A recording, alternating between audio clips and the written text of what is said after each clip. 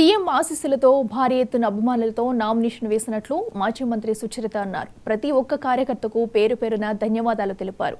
ప్రతి ఇంటికి సంక్షేమ ఫలాలు ఇచ్చిన ఘనత జగన్మోహన్ రెడ్డికి దక్కుతుందన్నారు. రేపు జరిగే ఎన్నికల్లో ఘన విజయం సాధిస్తామని ఆమె అన్నారు.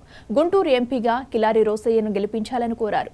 కులం మతం తేడా లేకుండా ప్రతి ఒక్కరికి సంక్షేమం అందజేసిన ఘనత సీఎం జగన్ కి దక్కుతుందని కిలారి రోసయ్య అన్నారు. అత్యధిక మెజారిటీతో గుంటూరు పార్లమెంటు గెలుస్తామని కిలారి చెప్పారు.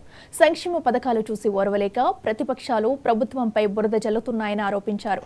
జిల్లాలోని 7 నియోజకవర్గాల్లో కూడా వైసీపీ గెలుస్తుందని ఆశాభావం వ్యక్తం చేశారు కిలారి రోసయ్య.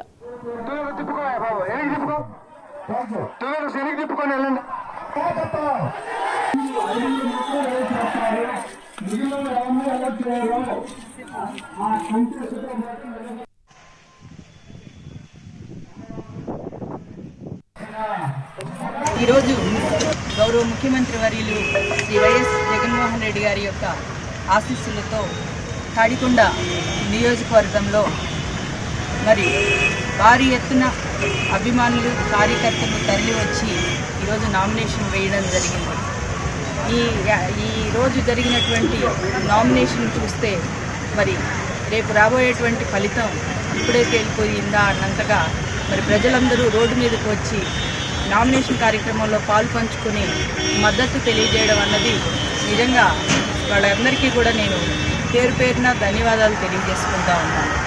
గౌరవ జగన్మోహన్ రెడ్డి గారు ఇచ్చినటువంటి సంక్షేమ అభివృద్ధి ఫలాలు ఈరోజు ప్రజల్లో ఉన్నటువంటి ఉత్సాహాన్ని చూస్తుంటే ప్రతి ఒక్క సంక్షేమం ప్రతి ఒక్కరికి ఇంటి గడప వద్దకు చేర్చినటువంటి ఘనత వైఎస్ జగన్మోహన్ రెడ్డి గారికి దక్కుతుంది.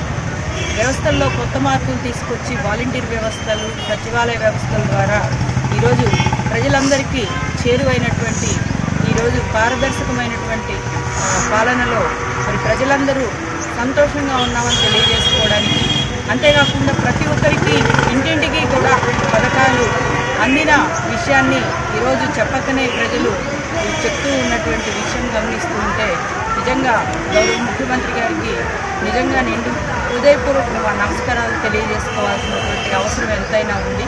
ఈరోజు గౌరవ ముఖ్యమంత్రి